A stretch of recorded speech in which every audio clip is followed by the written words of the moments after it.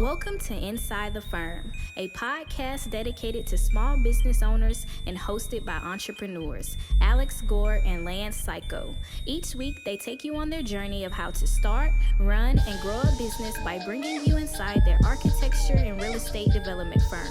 Get a behind-the-scenes tour of how these business leaders manage their clients and foster company culture while creating new and innovative projects. And now your hosts, Alex Gore and Lance Cayko. Welcome to another episode of Inside the Firm. We got a great show for you today. I'm here with Lance Questions Cayko. I'm Al Answers Gore. I'm like the Riddler, frankly. What a unique character. He tells you riddles and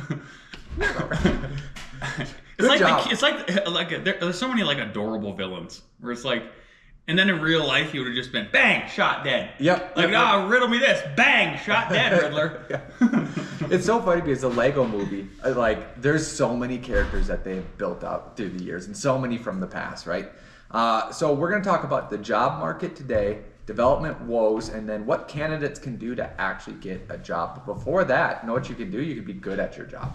And how you can be good at your job is essentially learn a skill and be responsible. So go to RevitRocketShip.com. Actually model, if any students are listening, actually model and design the way professionals do and the way a building gets built. It will be, there's even a student discount, or even if it's not, I'm telling you, it will be the most worthwhile investment for you to up your skill and up your confidence so that you know what you're doing, so that you get that reward. And that reward is you don't have to work late. You are more trusted because you know what you're doing. You actually get the job because what's funny is we look at portfolios, I'm sure we'll talk about this, but there's all this, we can tell what is attached to reality and what is there's not much attached to reality right here, which means a lot of training. We'll go into that in the future, but near future, you should go to RevitRocketShip.com. Yeah, you should, absolutely. You know where else you should go? You should go to ArcCAD.com. It's your one-stop shop for specifications, CAD details, BIM content, and so much more. Whether you're an architect, engineer, or contractor, ArcCAD has the tools you need to streamline your projects and stay ahead of the curve. Best of all, it's completely free to use. Start your next product search at ArcCAD, ARCAT.com.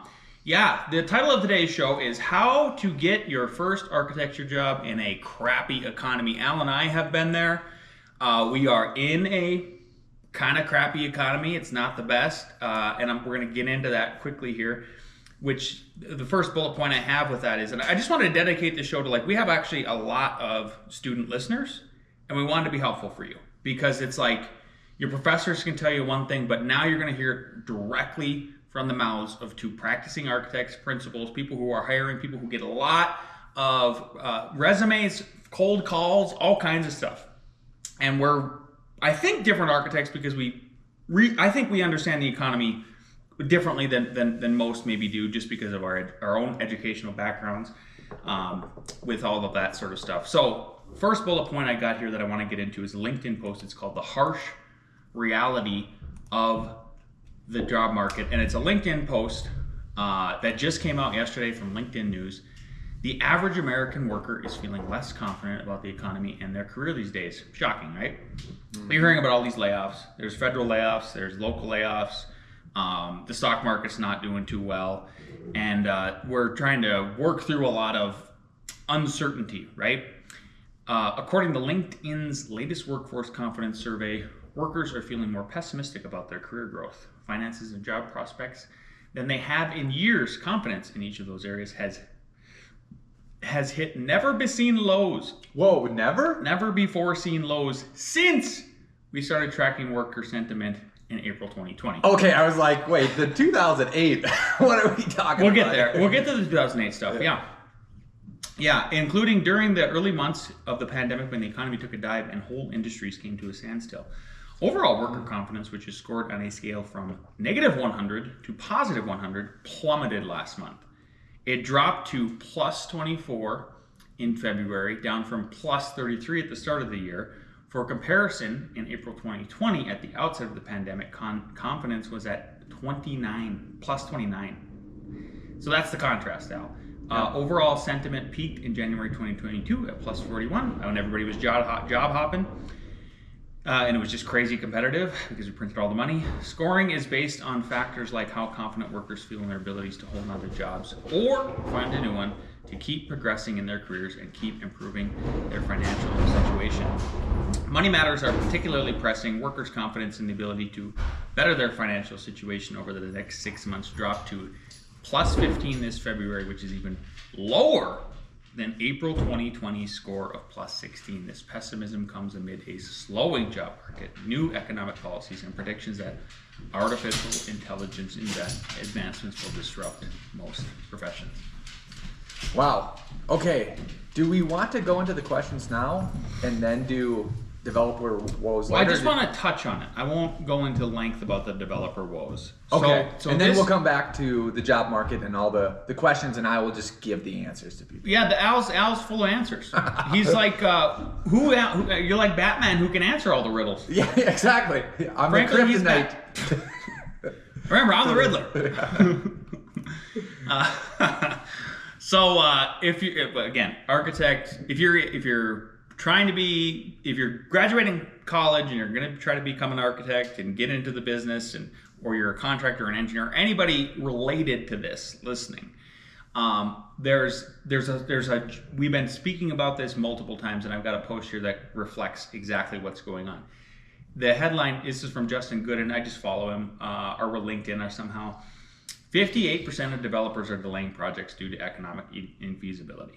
This relates to the job market. Does that makes complete sense? That's what I'm saying is like, so if you're wondering why, one of the biggest reasons why a firm like us is not in a position to hire right now, where a big portion of our work comes from the multifamily sector, or any actually sector, like if people are doing commercial builds that are speculative, if a lot of your business is focused in the private sector, then, and you're trying to get into a firm like that, like over half of developers are just not doing things because they can't get it to pencil. Because it's stuff like Al's saying, right? They can't do if you go look at this post in detail on YouTube or you find it, it doesn't pencil. Like the fundamentals like Al was talking about over and over again do not make it work, right? Like the Fed yesterday, was it yesterday? Yeah. Yep. They came out on Thursday, March 20th. They said, we're just holding rates steady. Yep. We're going to hopefully drop interest rates 2 times throughout the year. Right. But that doesn't, it's like, well, we're just kind of all holding our breath here until we can really get things to pencil and move in that direction. So you got to understand it from the employer's perspective too. I think that's a huge part of this particular show that we're getting, is like you're going to hear it from the employer's perspective, right? Okay, let's get into some of these questions, Al. Yep. So I want Al to react to these. Is like, what do you think firms are actually looking for people that are getting ready to graduate, or just get that internship this summer, which I think is going to be even harder. But if they're trying to get that first job, yep. What are you looking for, Al? So first is we get emails, and sometimes what they don't include is a resume and a portfolio. Please include that from the beginning, because my overall theme for this recommendations is make yourself easy to hire. Make yourself easy to hire, because the people that are hiring you are not just looking at you, they're looking at multiple different people. We've been getting multiple different inquiries while we are managing our staff, which is multiple different people, while we are managing our current clients, which is multiple different people, while we're trying to get potential new clients, which is multiple different people, right? So you want to make it as easy as possible. And what I'm going to give Al a compliment here, which is a compliment to me too, and everybody at F9, is like, remember, us two are highly effective people, right? And I'm serious about this when I say this, candidates. That doesn't mean most principals and architecture firms are. So like, if you got to make it easy for us, think about how much easier you got to make it for everybody else too. Yep. Yeah. Yep. I would say, maybe this is personal, maybe you'll agree with me. And what makes it easy too? I want to know that. Okay, I'll give you a couple things. Yeah. This is very, like, you have to think granular, and you have to think like a marketer, right? Your cover letter is unnecessary because that should just be in your email, I like that. right? That's one less thing I got to look at. One less thing I have to look at.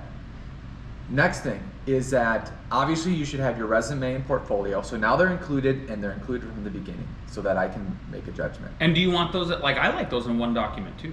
If the resume can just be like resume and then photos afterwards. I don't know. I love that. And you know what? You could say my resume plus portfolio is included. I would even name it resume plus portfolio. And like there's still limits to like emails, right? So with attachments too, like you got to get that thing below 25 megabytes typically. Yep. So it's not like this OneDrive link or a Dropbox link or some kind of external link I got to download it to. Yeah.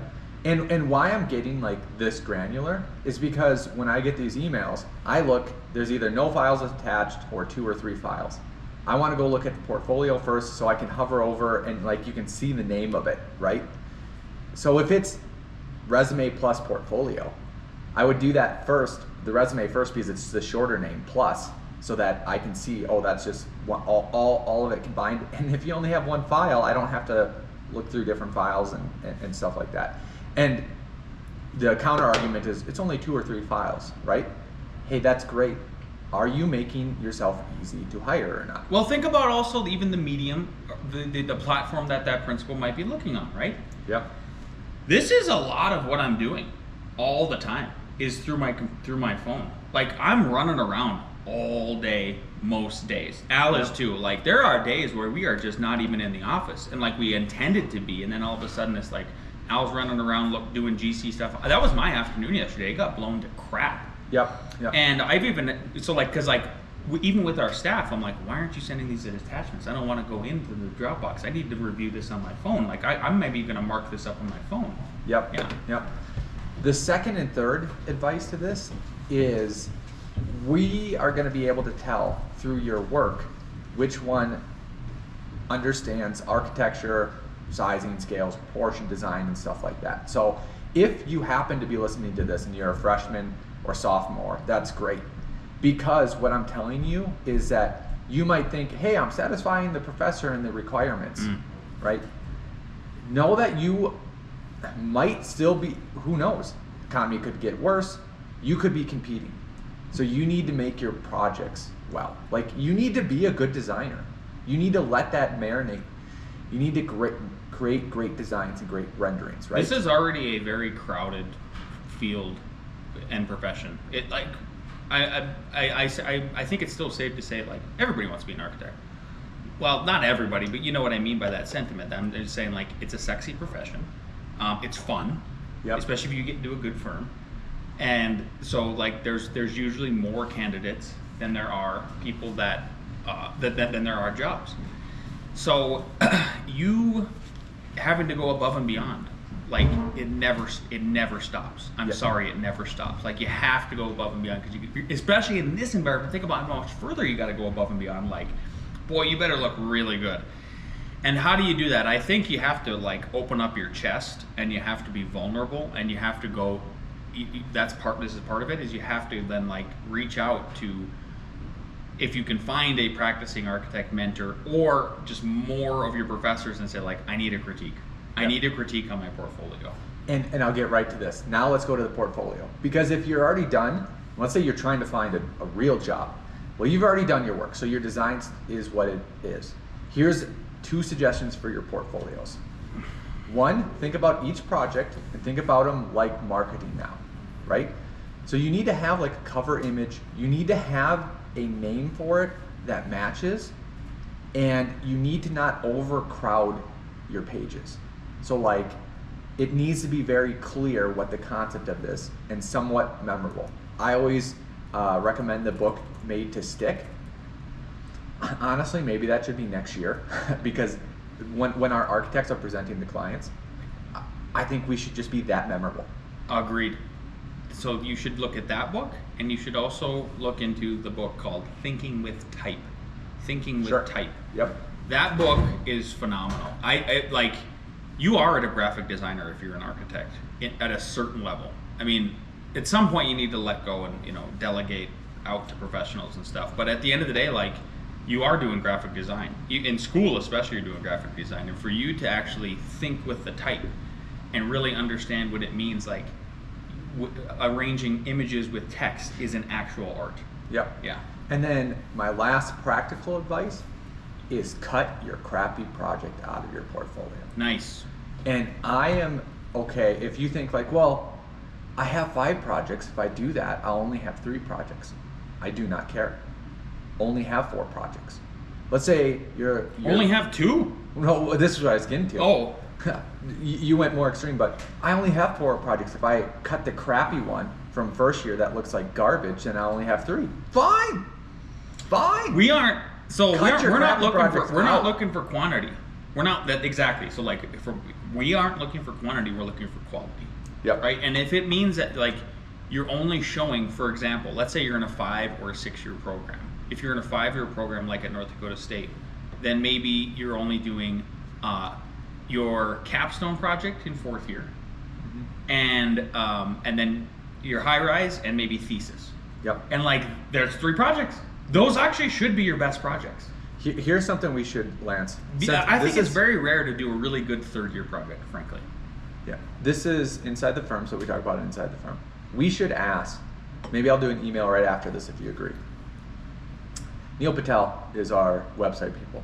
Can we do an A/B test?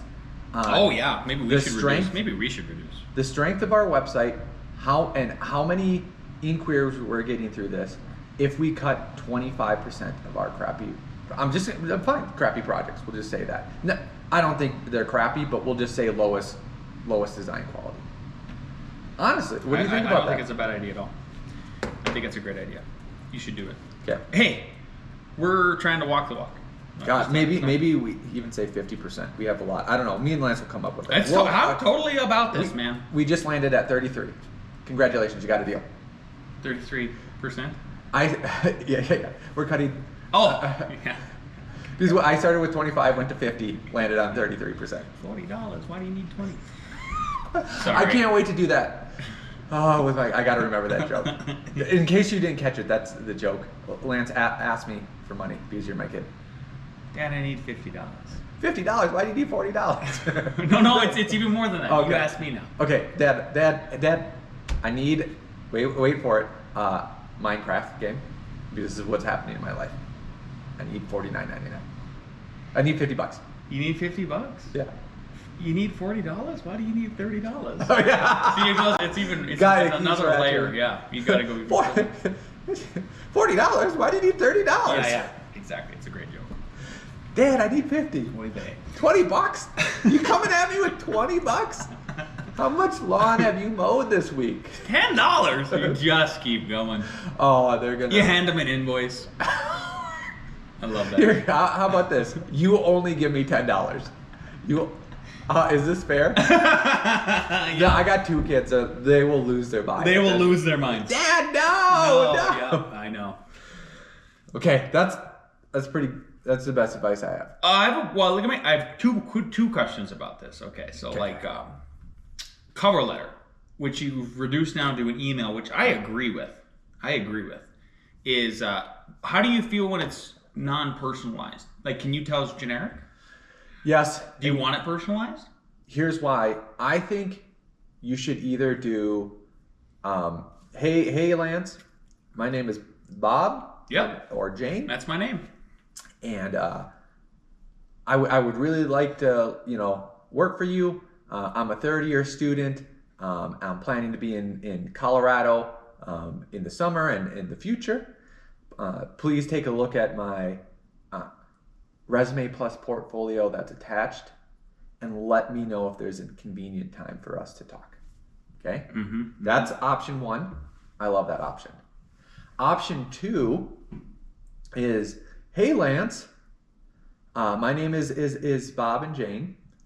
I see that you are a gardener or a hiker. I love gardening. Yep. Here's a picture of my garden from last year. Anyways, I'll be moving down to Colorado, blah, blah, blah, blah, blah. That's the personal touch, right? Both of those are acceptable. The second one's probably better. Here's what's not acceptable that I see. Awesome. Hey, Al. I see your firm is strongly about sustainability. Thank you for this. This is one of my core things. There's nothing wrong with sustainability. I actually I can't wait till I do my new house. Who knows how it's going to be? Obviously, here's what we're about. Frankly, we're about real sustainability, like efficiency. Yeah. We're not poo-pooing it. It's just I'm not going to pay extra taxes to change the weather. Okay. And here's what I'm getting at is don't take these generic words that I think we have one page on it out of most pages. And maybe that hits you and maybe that's your thing, right? But if you're going to highlight something that you think the firm is all about, you should really make sure they're all about it, because there are firms where literally on every page they will highlight that. Yeah. Literally every page yeah. Okay, there you go, right? If for us, anyways, you'd have to find. So just don't use those generic ones, because here's how I read those, and maybe that's not the best example because there's other examples. Oh, this is the letter you send to everyone, and you just say that word or whatever word, and it's that fits every firm. If your connection is something that fits every architecture firm, then it's not a connection. Yeah. That's what I'm getting at. I don't see it as sucking up, because let me just drill in on one thing and then move to the next bullet point. Is that for the gardening stuff, or the hiking stuff, or somehow they find out something about Al. I don't know.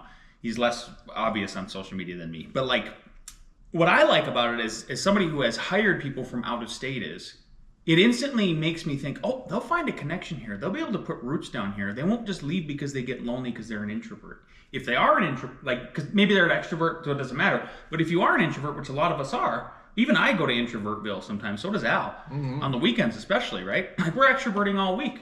We gotta have balance. Is okay, but how do you find your roots down here? So I know you're gonna get invested in the community and yourself. And you're making your own community, all that, and then want to stay and not be lonely and sad and all the other stuff. Yep. Okay. Next thing is time to hustle. So when Al and I applied to firms, when we were looking for jobs, we were hustling internally in the Christmas break leading up to our graduation spring year. We were hustling internally by doing our portfolios, and we were and reaching out to people. Al over to New York, and me in Colorado, Montana, and Oregon. And then we were sending out all those portfolios and resumes and the cover letters and all the good stuff. That Christmas break, or right after Christmas break, and saying we're available on spring break. It's spring break right now, right? So some people are maybe a little bit behind the ball, but you could still move in this direction. Yep. We hustled because the economy was about like it is right now when we were looking for jobs, and it's a numbers game, I think, right? So I think how do people keep up their stamina and positivity with that? Just know it's a numbers game. Yeah.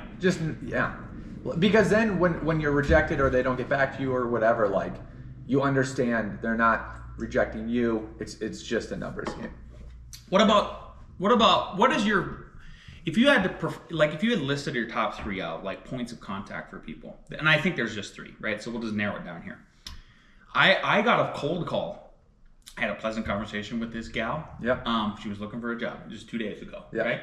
We have had people drop off resumes in person. Jason's upstairs. That's how he got a job here, right? So we've kind of experienced it all. Yep. And then there's just the emailing you or yep. reaching out to you on LinkedIn or Insta or Facebook or something like that. What, do you think people should be contacting any given firm with several different ways? Or do you think, is there a number one they should do it? What do you like the best? I think it's email. I don't mind some of those interactions, but then too, I'm getting over a sickness, there could be times where you're working on multiple different projects and stressed and trying to get stuff. Maybe at those times you don't want a phone call and stuff like that. We get a lot of solicitations on the phone. Yeah. Because our numbers are public. I'm with you, email. Because a lot of times when I get the email is I'll end up like a candidate. If I have the time, I'll look at it and forward it on to Al. Yep. If I don't, then I star it and deal with it the next day. Exactly. Yeah. Exactly. And also too, like, here's the reason why you can say if you want the phone call, I don't want it because I can't do any, like, okay, we're going to talk and you still need to send me your portfolio and all that. So like, Yeah. I don't. Yeah. Yeah. Second, another thing I wanted to touch on was like flexibility. So in an ideal market, you get to move to New York like Al did. Mm-hmm. I had to work really hard and stay persistent and take whatever I could get to break into Colorado. I feel like it was one of the last internships. I've talked about this publicly on other shows that I've guested on.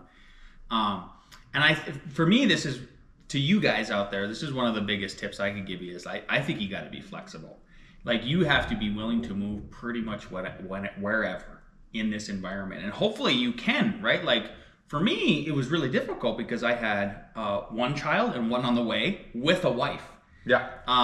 In a very poor economy, and it was super risky, right? Al, he could move anywhere. He set himself up for success. He could move to New York, and like if you're like Al and you stayed single and you can move around and all that stuff, like if you're taking this profession seriously and you really want to get in, like you might have to move to a place you don't really like, right? Like name a crappy place. New Jersey. New Jersey. You might have to move to New Jersey. Sorry, New Jersey. And practice architecture. Sorry, Richard? Rich. Yeah. Rich. Ray. We're sorry. We love you. Yeah. And hey, I could have said North Dakota. Okay. Oh, that's, yeah. You might have to move it. Williston. Yeah. Oh, crap. But here's the think about this, because you could have the trade-off. Okay, you can go to New Jersey, and you actually might like it. Like one of my friends, Matt, Philly, all that, loves it, right? So it could be great for you. If you want an architecture job, maybe it's in New Jersey. The other alternative is I'm fine with you staying in, call it Minnesota, right? But you might not get that job, and you might say, oh, I'll get it later, but you might get trapped. You might get a job that pays you well. You might get a wife, a baby. And I don't mean that trapped in a bad way, because I think that's the best thing that you can do. It's the most rewarding thing that you can do. But all of a sudden, because of you might fall into a situation due to circumstances outside and inside of your life that make it so you have to take a job outside of this profession in order to, like, let's say you have a baby and there's huge problems. Medically, it's like, I got to pay for it. So I got to take this job. Yeah. And then you get roped into the job and they keep giving you crazy raises, like good raises. And you go, I can't leave now. Look at all this, And then by the time the economy picks up, maybe you're making 150, like 3 years even, for example. Yeah. Let's say you're like, all right, I'm just going to stick this out until the economy picks up. And then like 2 years from now, the economy finally picks up and everybody's hiring. And you go, well, am I going to trade 100K for 50? Yeah. Because that's really what you're looking at, 50 to 60K coming out of school. Yep. Yeah. Yep. And then just like maybe there's a knee-jerk reaction, like I shouldn't have to do that. Throughout recorded history on every continent, a whole lot of people had to survive, had to sacrifice, and that's had to make tough decisions, and the world's not fair.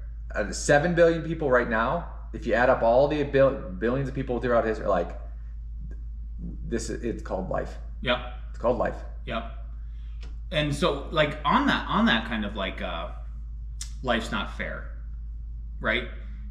Note is one of the last kind of things we'll dive into your ears. Like, don't give up. If you really want to be an architect, if you really, really, really want to be an architect, then you can't give up. And what I would recommend is one of like 5 things, right? So. And maybe I will digress into a couple of these. I think you gotta think about freelancing. How can you freelance? How can you be flexible for some of these architects? Can you present yourself as saying, like, look, I'm happy to work as a 1099 for 10 hours a week, just to get some experience. Mm-hmm. And what 1099, if you guys don't know what that means, it's just like you're an independent contractor. You bring your own laptop. and they give you assignments, and you mostly do it autonomously, right? They're going to give you direction and stuff, but like you got to really get creative with how you're going to offer yourself up in this really harsh environment. I have an idea on that because Perfect. you'll go to the other ones. What do you think about this? Because I think that this is controversial, right? Yeah, but that's his middle name. Okay. So, and I have to set this up the correct way. When you go work at McDonald's or someplace else, right? They teach you the skill. You then learn that skill. You're not as good as flipping burgers as someone that's been there for a while, right? So, one, the cost of them training you for those 4 hours of doing that one task, right? 4 hour sunk cost. Then you're half as good as the person that's already done it. So the next, like 20 hours, you're half as productive. Then finally, you're actually productive. But it's a system. They only have so many things there. You're only doing those things. And honestly, they even break it up. You're either in the back making stuff or you're at the register. So you're not even learning all of it. You're not even flexing from like one to the other, right? You're just doing that. In architecture, it's even worse because I hate to say it, you don't know what you're doing. You have an idea of what you're doing. You don't know what you're doing in professional practice. You know what you're doing mostly with design coming out of school. Agree. Thank you. So, sunk cost, you have to be trained. Okay? So that's sunk cost from the architect.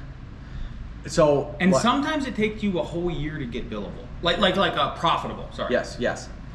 Then you actually do the work and you're not half as fast, you're maybe like you're a quarter as fast as someone that's been doing it for 5 years. So then finally you get to something productive. So let's say it gets so bad and you have this ability. Here's my thought, and Lance, feel free to push back about it. Okay. And you're like, hey, I'm just gonna take a whatever job, but I want to stay in this field.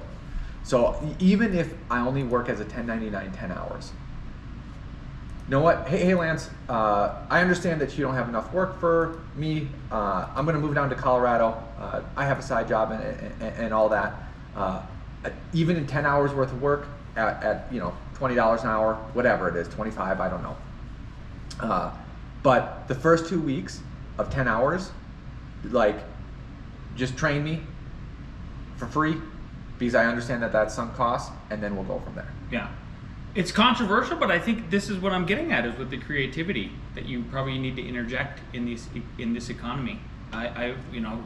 Here's some of the anecdotal stuff I've heard, by the way. So I started with like a real article from LinkedIn with the survey, which is empirical, but like some of the anecdotal stuff I've heard that we've had emails and I've had private conversations with potential grads and stuff is like, one example was they went and talked to like 38 firms or something, and like it seemed like 80% of them were not hiring. Right? Yeah. We only heard back from like 3 or something like this. Another person said like 1 out of 5 graduates in their class have secured jobs. Stuff like, and then I went and looked at this is empirical, I guess, looked at the Colorado AI job board this last week.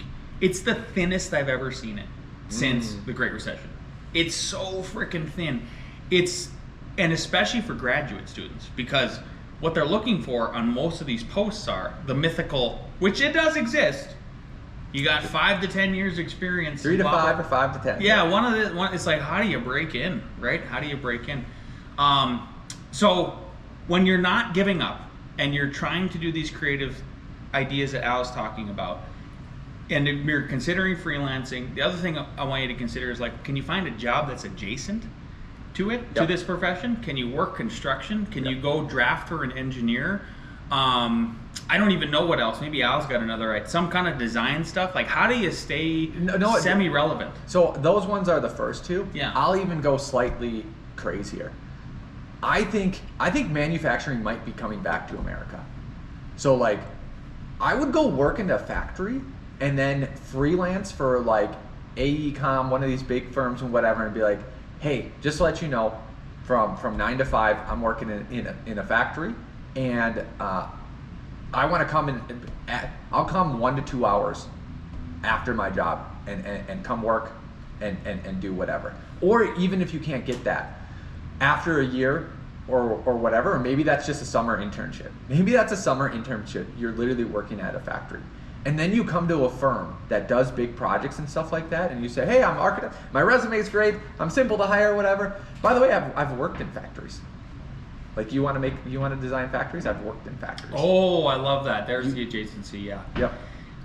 Last two are just learn new skills. Go to RevitRocketShip.com. Check it out. If you still have a .edu address and you're listening to this and you're going to graduate, I think it stays active for like 6 months or something. You have access to all kinds of tutorials on Lynda. You can learn all kinds of software.